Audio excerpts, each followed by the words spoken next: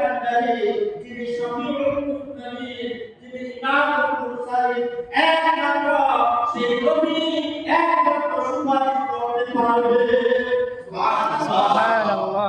আল্লাহ নবীর কাছে যখন আমরা সবাই যাব, তখন দয়া করে বলবেন, আহা আমার আমাকে এই জন্য দুনিয়া করেছে, আমি সুপারিশ করতে পারবো, এই ক্ষমতা আমার আল্লাহ পাক আমাকে দিয়েছে। আমার প্রিয় নবী, আমার আল্লাহ পাকের কাছে যখন প্রার্থনা করবেন এবং আমার আল্লাহ পাকের প্রশংসা করবেন, আমার আল্লাহ পাকের গুণকীর্তন গাবেন, এইভাবে যখন প্রশংসা করেছেন, আমার আল্লাহ পাক বলবেন, হে হাবিব, হে মুস্তাফা, আপনি যা চাইবেন আমি আল্লাহ তাই আপনাকে দিব। সুবহানাল্লাহ। হাসির ময়দানটা এমন ঠিক ভয়াবহ কথা। তো হিসাব নিকাশ দিন হবে, হিসাব নিকাশের দিন হবে, তখন এমন অবস্থা আমাদের ন্যায় পথ ওজন করা হবে, ন্যায় পথ ওজন করা হবে। আমাদের আমল নামাটা দিবে পিছন দিক দিয়া, আমল নামাটা কিভাবে দিবে? পিছন দিক দিয়া আমল নামাটা দিবে, তখন ভাই হাতে দিবে না, বাম হাতে দিবে, এমন একটা কঠিন পরীক্ষা, আমার একটা কঠিন পরীক্ষা।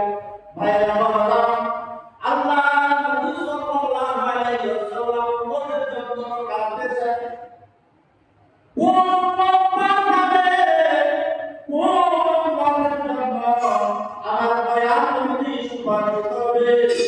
আল্লাহ হাবিব সাল্লাল্লাহু আলাইহি ওয়াসাল্লাম খামত যারা হতে পারবে, তারাই একমাত্র পরিত্রাণ পাবে। হাসরের ময়দানে যখন আমরা আমলনামাটা বাম হাতে দিতে বলবেন, বাম হাতে যদি দেয় তাহলে তার অবস্থাটা কি হবে? আর যখন রাইট হাতে আমলনামা দেবে তার অবস্থা কি হবে? তাহলে ডাইরেক্টলি বাম হাতে খারাপ, ঠিক নেই? রাইট হাতে যখন আমলনামাটা দেবে তখন তার ভাগ্য ভালো, আর যদি বাম হাতে আমলনামা দেয় তাহলে তার কোনো উপায় নাই। এই জন্য ভাইরা বাবারা দেখেন, আমরা কথা বলি না যে আমরা কথা কিছু তাই না, এইভাবে যদি আমরা এইভাবে করি তাহলে আমাদের অবস্থাটা কি হবে?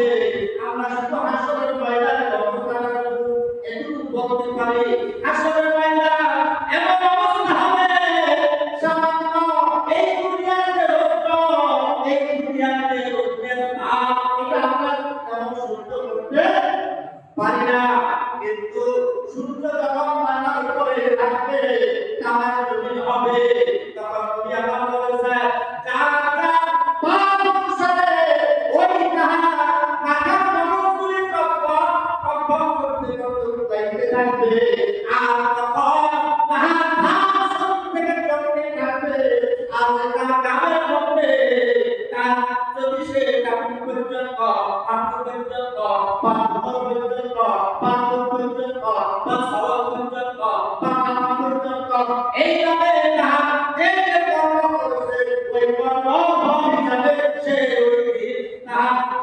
তার গামের মধ্যে, নিজ গামের মধ্যে হাঁটু উঠাবে, আর সে এইভাবে কঠিন শাস্তির মধ্যে রাখতে হবে। হাসরের ময়দানে যদি এই অবস্থা হয় তাহলে কবরের মধ্যে কি অবস্থা হবে? হাসরের ময়দানে কবে কায়েম হবে? কিন্তু এই যে দীর্ঘ অনেক বছর কবরে থাকতে হবে, তাহলে কবরের কি অবস্থা? শুধু তাই না, মৃত্যুর সময় যদি কারো আমার চিন্তা হয় তার ভয় আছে, কবরের ভয় আছে। এই জন্য আল্লাহ পাক রব্বুল আলামিন পবিত্র কালামে পাকের মধ্যে বলেছেন, ইয়া আইয়ুহাল্লাযীনা আমানু লা তুলহিকুম আমওয়ালুকুম ওয়ালা আওলাদুকুম আন যিকরিল্লাহ ওয়া মান ইয়াফআল যালিকা ফাউলাইকা হুমুল খাসিরুন। আমার আল্লাহ পাক রব্বুল আলামিন বলেন, ইয়া আইয়ুহাল্লাযীনা আমানু লা তুলহিকুম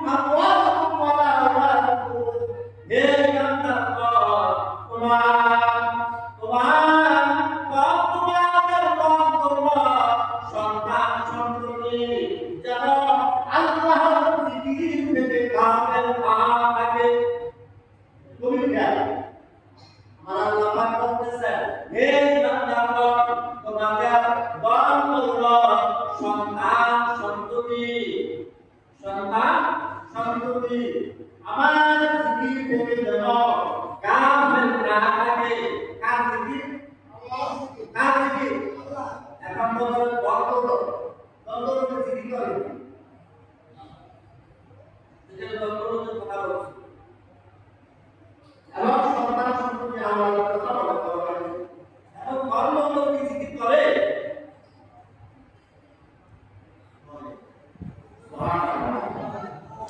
এই যে আমার আল্লাহ পাক রব্বুল আলামিন